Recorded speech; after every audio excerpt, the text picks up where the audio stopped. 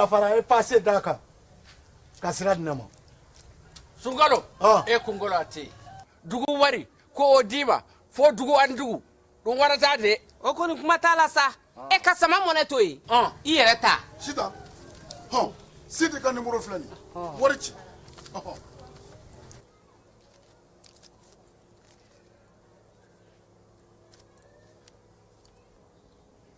wari sera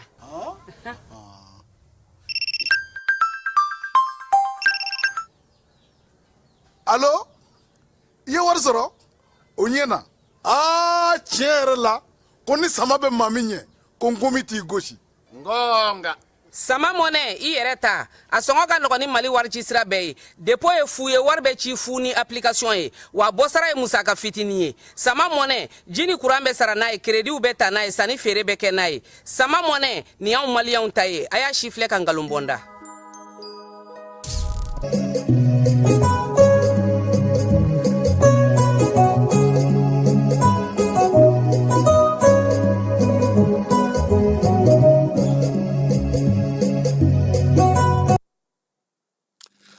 an filɛbaw ni an lamɛnbaw Bamakɔ cɛ n'a muso denmisɛnnin maabakɔrɔ tɛnkudugu ni bolomadadugu Mali ani diɲɛ fan 14 an ka jɛmukan n'o ye hakilinaw falenfalenni kɛnɛ ye nin ye ale sigitɔ ye janvier kalo tile 29 san 2026 su in na an bɛna kuma mun ka fala ye ko ni maa min bolofɛn tununa k'a ɲini k'a ye ala ni bɔlɔlɔ sababu i mago bɛ masɔn na i mago bɛ manevuru la i mago bɛ karodala la i mago bɛ baara la ka se k'o sɔrɔ bɔlɔlɔ sanfɛ su in na Sina Jara ale ye hakili jagabɔkɛla ye ni informaticien fana don an n'ale bɛna ɲɔgɔn sɔrɔ nka bamananw ko ko dugubila ka fisa laada wuli ye fala ye an ye kuma min fɔ o don ko n'o ye denmisɛnninw ka ko ye cɛkɔrɔbaw caman ye weleli kɛ maakɔrɔw caman y'an wele k'an bɛ dɔ fara fɛn o fɛn kan k'an ka dɔ fara nin laseli in ka fala ye mɔgɔkɔrɔba caman ko an ma k'an bɛ fɛn o fɛn na an ka siniɲɛsigi ɲuman an ka denw ladon an ka denw lamɔ an kana jɔ furu la an kana jɔ du la an kana jɔ sigida la an kana jɔ sigiɲɔgɔnya la an kana jɔ balimaya la an kana jɔ sinjiya la an k'a dɔn k'a fɔ an ka jamana yɛrɛ sinsinna ye minnu ye fala ye ni sinankunya bɔra la tɔ bɛɛ y'a da bi an ka jamana a maakɔrɔ caman i hakili tɛ fɛn o fɛn na fala o caman y'an wele u ko nin ko in an kana nin da fɔko kelen ma koyi lamɔ ni den ladon bilama denmisɛnnin minnu bɛ bɔlɔn kɔnɔ ko ni fɛɛrɛ ma sɔrɔ u la fala ye san o san ko dɔ de bɛ fara a kan e b'a la k'i bɛ k'i denw ka siniɲɛsigi kɛ ninnu bɛ ka caya bɔlɔn kɔnɔ i kɔni bɛ taa kan ka siniɲɛsigi tɛ yen dɛ k'an kana ɲinɛ o kɔ k'an k'a fɔ ɲɛmaaw ye fala ye k'u hakili t'o la sifinw olu fana ka kalanko u ka baarako u ka siniɲɛsigi ko u bɛ se cogo min na k'u boloma minɛ u yɛrɛ ye k'a sɔrɔ u ma dulon maa na u ma ɲini ka se biro kɔnɔ baara ma fala ye u ma don ŋanamu wɛrɛ la ka wulikajɔ ni cɛsiri kɛ k'u ta sɔrɔ k'an ka ɲini ɲɛmaaw fɛ k'o fana baaraw sigi sen kan n'o tɛ ko dɔ kɛra don o don kuma kelen san o san ko kelen k'olu sera dabila ye ten falen ka sigi sen kan tiɲɛ don nin waati laban in na jamana bɛ degun kɔnɔ nka jamana ɲɛmaaw fana ye fɛɛrɛ o fɛɛrɛ sigi sen kan nin laban in na fala ye o ye k'a lajɛ maaw minnu bɛ yen n'olu bɛ se ka baara kɛ olu ka baara sɔrɔ baarakɛdaw fana na baarakɛyɔrɔ dilan yɔrɔ jɛkulu bɛ maa minnu bolo fala ye u ka kow kɛ tiɲɛ kan u k'a kɛ tilennenya kan u k'a kɛ laadiriya kan jamana a tɛ se ka foyi sɔrɔ ka tɛmɛ baara kan ani cɛsiri kɔ an bɛ fɛn o fɛn na fala ye n'i y'a ye maaw bɛ wuli ka ɲɔgɔn ɲɛɲini mɔgɔ bɛ wuli ka kuma caman fɔ ɲɔgɔn ma baarakɛla de man ca ni baarakɛla ka ca e bɛ soli ka taa baarakɛyɔrɔ i tɛ temps sɔrɔ ka t'i sigi gɛrɛn na fo 0 heure fo 1 heure du matin n'o y'a sɔrɔ ca b'e la i bɛ ca kɛ tile fɛ i bɛ muruba kalala fala ye i ti da ka miiri ni nin si ye i bɛ wuli k'i jɔ k'i cɛsiri i ka baara wali ka sɛgɛnnafiɲɛ labɔ tɛna n'i labɔ don tɛ n'i labɔ o la o la su in na farafinna fan fɛ bolo kɔni fɛ fala ye yɔrɔ kelen Niger n'an ko Niger an ko uranium an ko Faransi an ko bingali min kɛra Niger fala ye kununko sufɛ ni diɲɛmaa bɛ k'i ta fɔ a la ko Faransi bolo ja yera base 101 min bɛ Ɲamekaw fɛ yen baara min tara ka ɲɛsin yen yɔrɔ ma n'o ye ka mugujugu kerun Niger ka dɔw yɛrɛ ko k'olu bɛ fɔ kin kun jamana dugu kun dɔ in na fala ye k'i b'a fɔ ko marifa bɛ ka ci olu ka so kɛrɛfɛ ja Niger kɛlen don ka min ye Faransi ale ka n'o ka uranium dɔ minɛ a la fala ye ka t'o mara o kan in kɔnɔna na yen muguci de kɛra yen sa k'a daminɛ nɛgɛ kanɲɛ 23 24 fo ka taa se sɔgɔmada ɲɛgɛn kanɲɛ 2 ma n'o ye 2 heures du matin ye ala ni wolomasiri tabaw ka wulikajɔ ni cɛsiri min ye timinandiyaw ye o y'a sɔrɔ anw kɔni zarin kelen kelen minnu ma da anw bɛ k'a fili bɔlɔlɔ fɛ cogo an bɛ k'a fili ten ka kibaruyaw di fala ye fo ka taa se ko in kuncɛli ma o la sa mun nana ye k'a fɔ min ye pankurun dɔ bɛ ale bɔra Alizerikaw fɛ yen a tun bɛ k'i kunda kɛrɛnkɛrɛnnenya la min ye Niger ka fala ye a fɔra ale ɲɛna k'a ka arrière bugɔ koyi a ka segin a kɔ joona a ka taa jigin Burkinakaw fɛ yen sabula mugucikan bɛ yen Côte d'Ivoire kaw yɛrɛ ye bataki kɛ bi k'olu ka Air Côte d'Ivoire fala ye k'o ye degun sɔrɔ ko in kɔnɔna na waleya in bɛɛ lajɛlen kɛlen ka ban Général d'armée Abdramane Tchani a y'i sen bɔ a kɔnɔkɔrɔ ka se yen a ko nin ko in tɛ fila ye ko ye fala ye marakala so bɛɛ lajɛlen b'o o dɔn o hukumu kɔnɔna na ko Faransikaw min ye Côte d'Ivoire kaw ye ani Benin kaw k'u ye dɔ kɛ kuma na ten k'olu fana bɛna na kuma sisan ko dɔ kɛra ten Abdramane Tchani ko ten bi k'a yira bɛɛ lajɛlen na fala ye ko maa minnu fatura kɛnɛ in kan yen n'o ye banbantikɛlaw ye Faransi ka maa kelen b'a la Niger y'o jaw yira bi a ka télévision wa Mali télévision fana y'a ja kelenw yira su bɔrɔntɔlen maramafɛnw bɔrɔntɔlen nka ko nin bɛɛ kɛlɛfɛ fala ye nin y'a dɔgɔkun 2 ye Niger yɛrɛ maa minnu bɛ pankuruko ɲɛnabɔ o tun ye kibaruya di k'a yira ɲɛmaw la k'a bɛ n'a fɔ bamancɔlen ka wale kɛbaaw kɛlen don ka na u dogo u ka yɔrɔ la dɛ ko jateminɛ ka k'a ko la waleya in kɛlen bɛɛ y'i ta fɔ bɛɛ lajɛlen y'i ka lakalili kɛ i ka lakali cogo la dɔw ko k'a na kɛ pankuru min bɔra Alizeri ka na ko dɔ kun b'o kan o yɛrɛ ma jigin Niger tuguni o taara jigin Burkina fala ye ko laban in na min ye Bazoum ye o dogo yɔrɔ fana ko yalama nin ko in ma kɛ yaasa ka taa Bazoum labɔ ka taa n'o ye wa nin bɛɛ lajɛlen tɛmɛnen kɔfɛ a yira k'a fɔ maa ninnu taara bin yɔrɔ min ka fala ye aéroport kɔnɔna don nka yɔrɔ kɛrɛnkɛrɛnnen min don a fɔ a ma ko base 101 base 101 Niger ni Faransi bɛ ɲɔgɔn na dugu jukɔrɔ nafa min nɔfɛ n'o tɔgɔ ye ko uranium n'o o ye Faransi ka jɛkulu min b'o baara kɛ Nigerikaw fɛ yen n'o ye Orano ye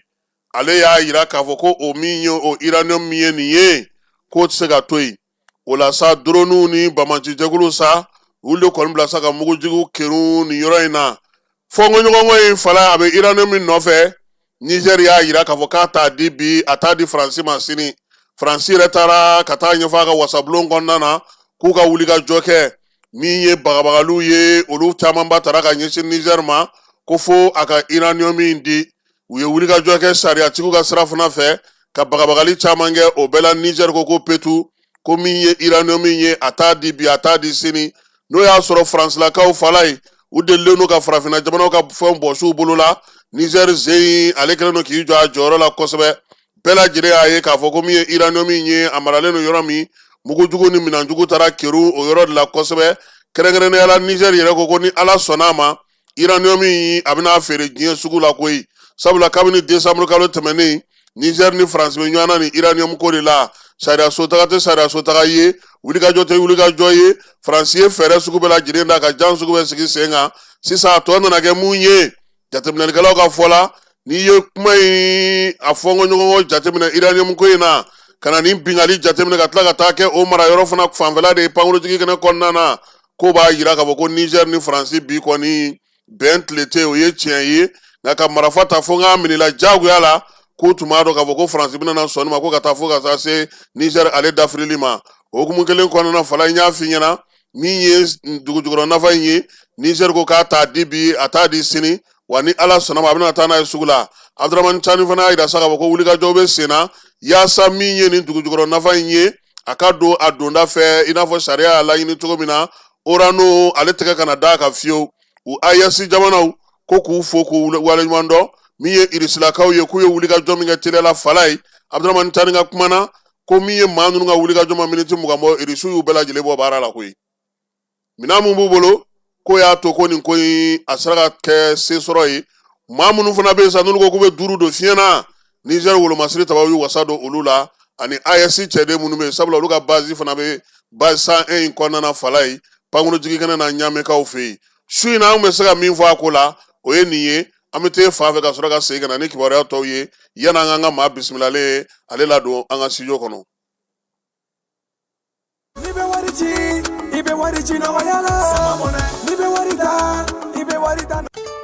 L'autorité de protection des données à caractère personnel poursuit sa mission d'information et d'accompagnement des usagers. Cette fois-ci, c'est au cœur du grand marché de Bamako que l'APDP mène une vaste campagne de sensibilisation. L'objectif est clair, informer, sensibiliser et accompagner les commerçants et les entrepreneurs s'y trouvant dans l'accomplissement de leurs formalités déclaratives devant l'APDP. Au-delà de l'accompagnement, l'APDP assiste également les responsables de traitement dans le paiement des frais de dossier liés aux formalités déclaratives. Ces paiements au marché se font désormais de manière simple et sécurisée via la plateforme électronique Trésor Pay, le moyen de paiement sécurisé de l'État conformément à la vision de plusieurs autorités du pays. L'APDP tient à rassurer la population. Les missionnaires sont facilement identifiables grâce à leur gilet, leur badge avec un ordre de mission officiel. Tous les paiements se font exclusivement de manière électronique et donnent lieu à un reçu en bonne et due forme. Par cette initiative, l'APDP réaffirme son engagement à rapprocher ses services des citoyens, à promouvoir la transparence et à garantir une meilleure protection des données personnelles au Mali.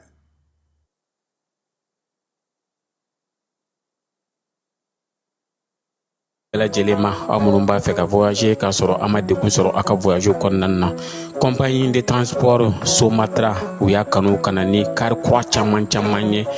kari minnu dilanna norme kɔnɔna na aw ka lafiya kama a suspension wo a climatisation a siège wo n'i ye kari jɔlen ye foyi tɛ jigin kɔnɔ i bɛ se ka don a kɔnɔna na cogo min na Somatra e ka kari Somatra ne ka kari Somatra anw ka kari o hukumu kɔnɔna na kari ninnu bɛ sira ta don ko don Bamako Segu San Moti Kucala ka taa se Sikaso ma se Kolokani Jijeni fo ka taa se Bɛnma ma Somatra fiɲɛ foroko Somatra ka wuli hɛrɛ la ka se hɛrɛ la ayiwa client aw bɛ Fala ye ko IG ale jaabi minnu bɔra ko segin bɛna na k'a kan ko sabula ko jaabi ko olu ma ɲɛ minisiri min bɛ sanayɛlɛ kalanso kunna sa ale y'o kuma fɔ an ka lasigiden mun kan ka taa Angola ani Urandakaw fɛ Fala ye olu ni général d'armée Asimi ɲɔgɔn ye bi Kuluba faama sigiyɔrɔ la CNT ɲɛmaa n'o général de corps d'armée Malik Jaw ye ale ye Sudan lasigiden ale ni min ye Inde lasigiden ale olu bisimila Fala ye ko Mali ale kun talen no IEMOA sariya bulon kɔnɔna na yen fana Mali ye se sɔrɔ ni Ala sɔnna a ma sini ana an da don o la k'o fɛsɛfɛsɛ bɛɛ lajɛlen bɛ se ka o faamuya cogo min o baaraw olu kɛra cogo min na citerne kuraw wɛrɛw donna DGCC maaw ka kibaruya la k'a yira sa k'a fɔ ko citerne kura minnu donnen filɛ nin ye min ye minisiri Musa Alassane Diallo ye ale yɛrɛ ni Taji Taraw ka baara kɛ bi ɲɔgɔn ye kɛ u y'a yira sa k'a fɔ ko Taji min kɔni bɛ yen ko Ala barika la kɔni k'a bɛna na wasa kɛ nin waati laban in kɔnɔna na min ye kuru min kun dafirila Direkaw fɛ Fala ye Daga dugu kɔnɔna na ko su naani o yera ko o bɔra ji jukɔrɔ min ye maa 10 ɲɔgɔnna ye ko halisa ko olu kɔni ne ma ye hali bi ɲininiw olu bɛ sen na denmisɛnnin tunu Bamakɔ kɔnɔ yan Fala ye n'o ye denyɛrɛninw tununi ye ko bolongani tamasere ɲɛsinnen no muso caman ma minnu bɛ munumunu dɔgɔtɔrɔsodaw la ko fɛɛrɛ kan ka ɲini u la min ye o baara in ye o kɛlen ka musow ga o kamana na kosɛbɛ kucalakaw bɛ ka ɲɛfɔli kɛ nin waati na npogotigiw ni musomisɛnw kunna min ye kalanko ta na sira fɛ o baara bɛ se ka sigi sen kan cogo min na mariam bagayogo ale taara ka jɔnjɔn yira min ye kulukoro gouverneur la sabula bɛlɛdugu ale bɛ kulukoro mara kɔnɔna na fala ye an y'a fɔ ko nizɛrikaw fɛ pankuru min binna Côte d'Ivoire maaw ye bataki kɛ k'u ka air Côte d'Ivoire kɔni ko ale kɔni kama ani a nungu yɔrɔ dɔ ko kɔni ko mugu sera o ma koyi nka maa si kun tɛ pankuru in kɔnɔna na a lankolon kun don maa ni ma to a ko senfɛ sabula o y'a sɔrɔ ale jiginna a mɛnna bari u ka ko ma jɛ han fala ye u ka fédération ko kafu bɔra ka jaabi min fɔ nin ko ma bɛn o ma bi a ma bɛn o ma sini k'u na weleli ma da kɛ n'ala sɔnna a ma sini sɔgɔma ana nin kibaruya ninnu ni dɔwɛrɛw fara ɲɔgɔn kan ka se ka olu walawala aw ye cogo min na a bɛ se k'a faamuya k'aw bɛɛ lajɛlen to aw sigiyɔrɔ la sɔɔni san an ka maa welelen an bɛna ale bisimila balimaw a y'a fɔ tare Agri-Sup Bamako min ye sanayɛlɛ kalanso ye sɛnɛ baganmara ale ni jɛgɛmɔ ni vétérinaire k'an ka jamana kɔnɔ a siɲɛ fɔlɔ nin y'o dayɛlɛtɔ ye bamakɔkaw fɛ yen école supérieure privée an min b'a fɛ sa ka kalan kɛ sɛnɛko ta nasira fɛ baganmara jɛgɛmɔ vétérinaire ani sɛnɛ ta sira bɛɛ lajɛlen fɛ i wasa don Agri-Sup la u n'u ka système LMD ni maa min b'a fɛ ka DIT kɛ sa ka ɲɛsin reproduction animale incinération artificielle animale ma i bɛ se ka taa ye minnu fana b'a fɛ ka licence kɛ en médecine vétérinaire olu fana bɛ se ka taa ye min ye DIT reproduction animale ale ni incinération artificielle animale o bɛɛ lajɛlen kalan bɛ kɛ Agri-Sup la Bamako tɔgɔ sɛbɛnw olu bɛ daminɛ min ye novembre kalo tile 10 ye ka taa bila sa fo min ye kalanta olu waatiw la maa minnu mana yen sugandi i kɔni b'a dɔn i bɛ wasa sɔrɔ sabula min ye baganmara jɛgɛmɔ ka taa se vétérinaire baaraw ma o bɛɛ lajɛlen bɛ kɛ yen tɔgɔ sɛbɛn siraw sa olu ni tɔgɔ sɛbɛn ko ni sɛbɛn fɛn fɛn bɛ k'a la i bɛ se ka weleli kɛ nɛgɛjuru sira la min ye 74 98 74 47 74 98 74 47 min ye Agri-Sup Bamako ye a bɛ Bamakokaw fɛ yan kɛrɛnkɛrɛnnenya la Sotiba Stade Malien ale ka ndolati kɛrɛ kɛrɛfɛ n'aw taara ye don o don k'aw bisimila ka ɲɛ Jules Jean B Kone vétérinaire don wa min ye kalanso in ye a tigi ye ale yɛrɛ ye a y'aw boli joona sabula min ye kalanyɔrɔ in ye a kalanso a hakɛw dɔnnen don yaasa aw ka se k'aw denw tɔgɔ sɛbɛn joona u ka kɛ an ma jigisigi ye.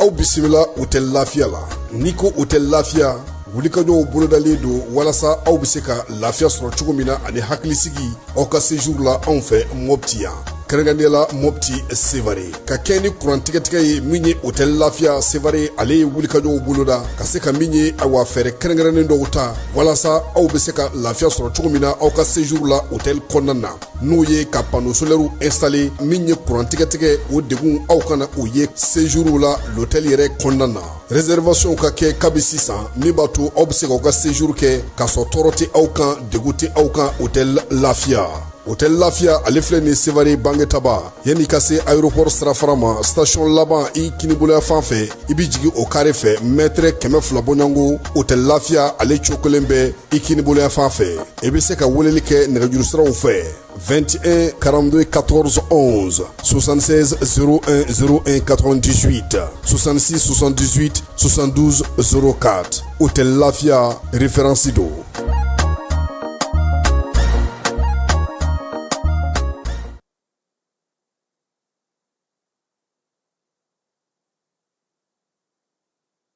An filɛbaa ni an lamɛnbaa bɛɛ lajɛlen fo kalo tile 29 an bɛna maa min bisimila ale ye Sina Jara ye Sina ale bɛ baara kɛ min ye bɔlɔlɔ sira fɛ kɛrɛnkɛrɛnnenya la a ye hakili jagabɔ kɛ ka fɛn dɔw sigi sen kan min b'a to maanifin bɛ se k'i yɛrɛ mago ɲɛ n'o ye cogo min na min ye baarako ta nasira fɛ ka se ka baarakɛla dɔw sɔrɔ i bolokɔrɔ walima n'i bolola fɛn dɔ tununa ka se k'a ɲini k'a ye o la sa sugu fana o bɛ a ko la o baara bɛ na kɛ cogo di ani maa bɛ se ka faamuyali sɔrɔ o ko la cogo di bɔlɔlɔ sanfɛ kuma tɛ nin waati in na bɔlɔlɔ yɛrɛ sanfɛ kuma cayalen don fana maa dɔw nana kɔsa in na ka na an bɛɛ ɲɛ ko ni jɛgɛjala ye ka taa n'u yɛrɛ ni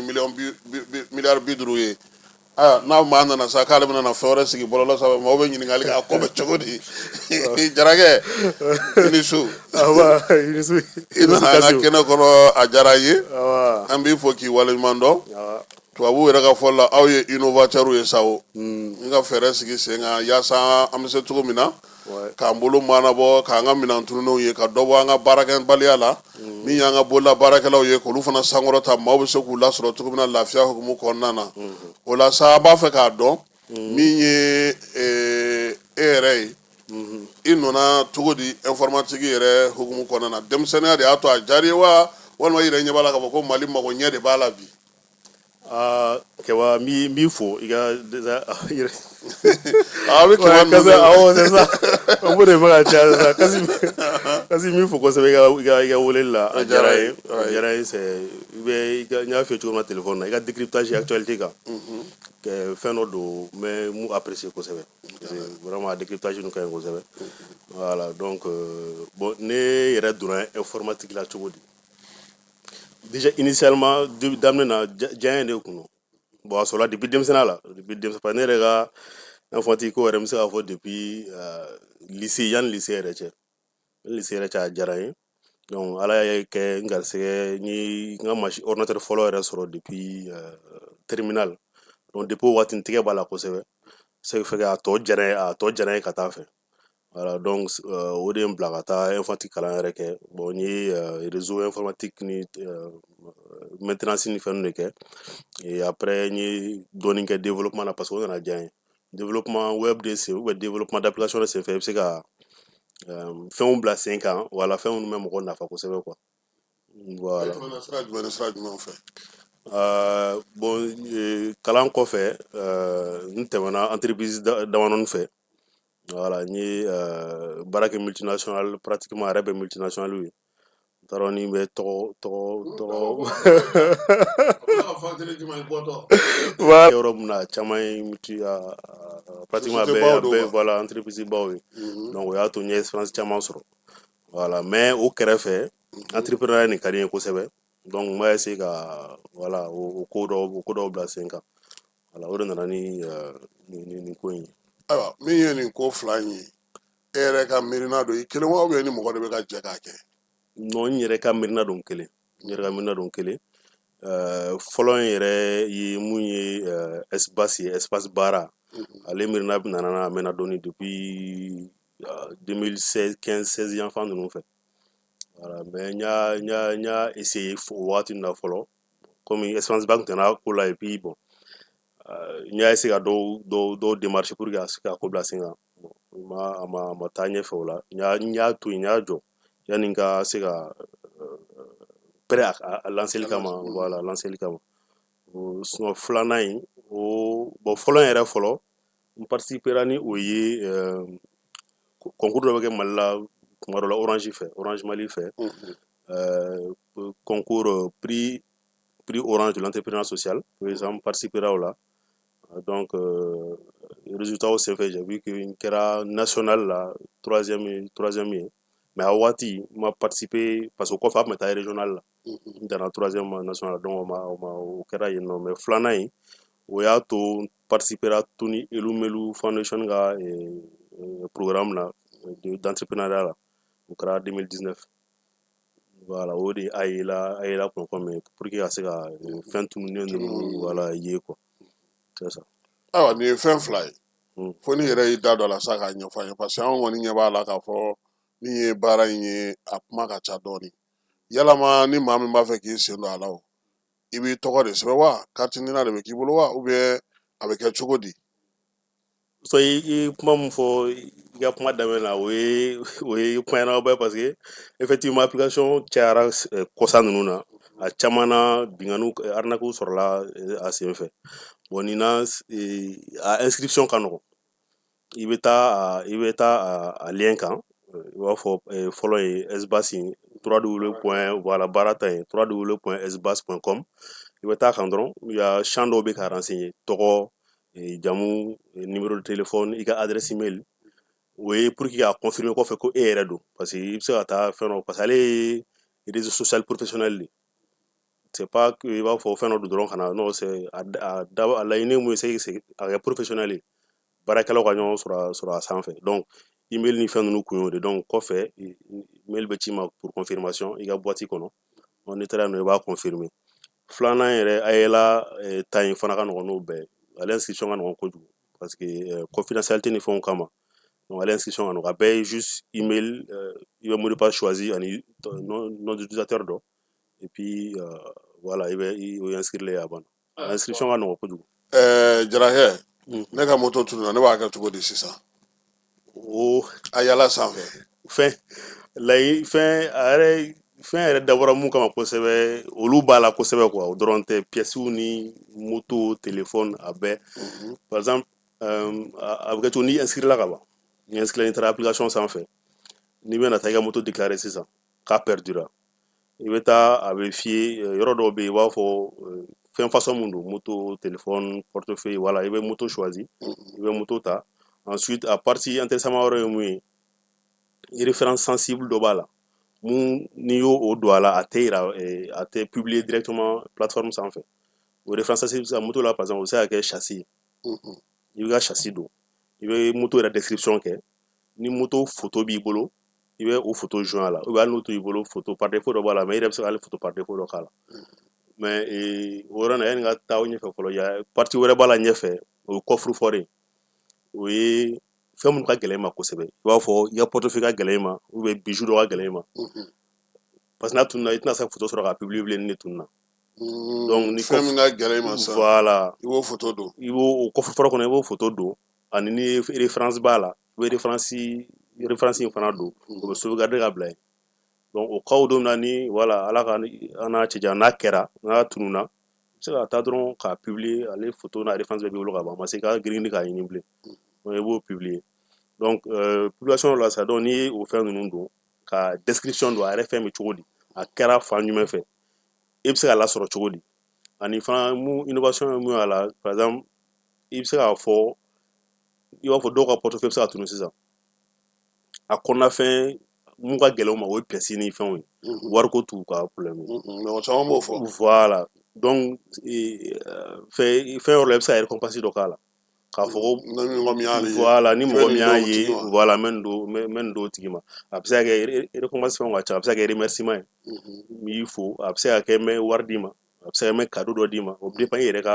mun ka di yɛrɛ voilà i b'o olu bɛɛ k'a la i b'a publier et puis facilement a bɛ taa bɛɛ b'a ye donc n'a publiera sisan bon mɔgɔ minnu bɛ don u bɛ se ka n'a ye u b'a il y a une partie dɔ b'a la k'a supporter donc plus a bɛ supporter plus ale de bɛ afficher fɔlɔ ni mɔgɔw dɔrɔn ale de b'a afficher fɔlɔ pour que mɔgɔw k'a ye donc n'i ye i ka moto kɛ ten sisan a fɛn i b'a publier dɔrɔn a banna mɔgɔ fɛn fɛn bɛna don plateforme na fɛn tununenw objet perdu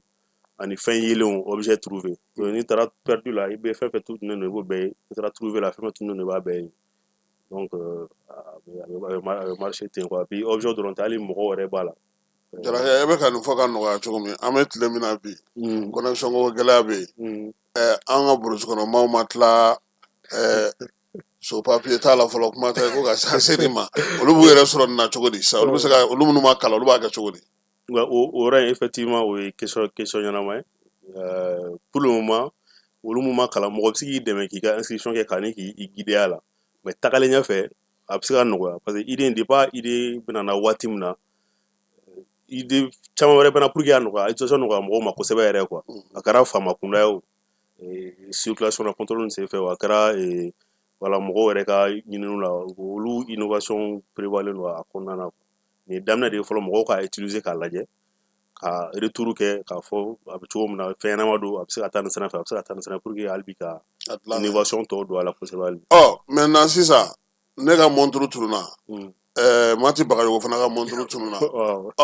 an bɛ bɔ ɲɔgɔn na cogo di an bɛɛ ka fɛnw kɛ ye kelen o de ye référence sensible yɔrɔ ye référence sensible la sisan ni par exemple ni e ye a publier i ka moto in sisan k'i y'a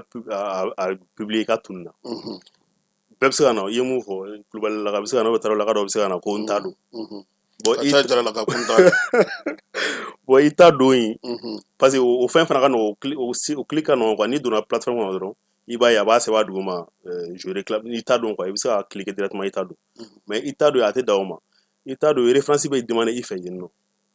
min b'a yira k'a fɔ k'e t'a voilà e de bɛ o référence don comme ça derrière administrateur b'a lajɛ sisan k'u comparer ɲɔgɔn ma nin ko k'a t'a dɔn a bɛ ka nin fɛn réclamer a fɛn référence